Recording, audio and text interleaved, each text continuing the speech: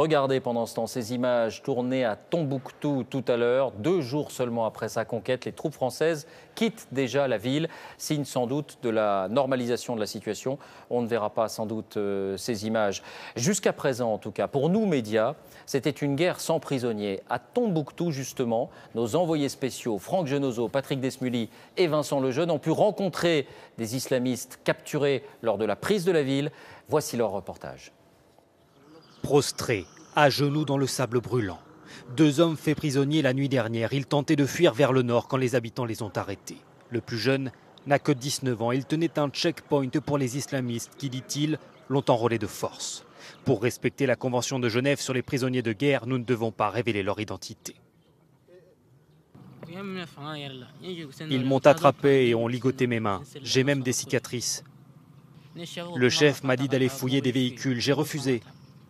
Alors ils m'ont mis à genoux et m'ont frappé avec la crosse de leur fusil avant de m'infliger des punitions corporelles.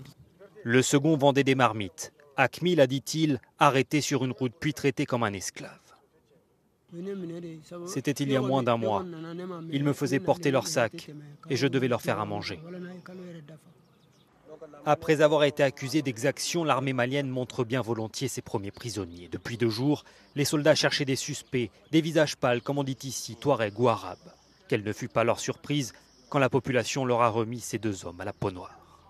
Un de nous, l'autre là, c'est un cousin.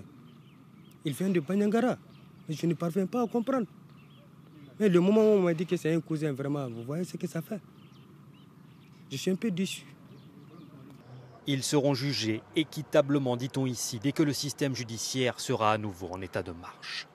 Ces prisonniers affirment ne pas avoir été payés. Pourtant, nous dit-on ici, parmi les hommes enrôlés, beaucoup l'ont fait par appât du gain. Avec le trafic de drogue et les prises d'otages, les djihadistes disposent de réserves conséquentes.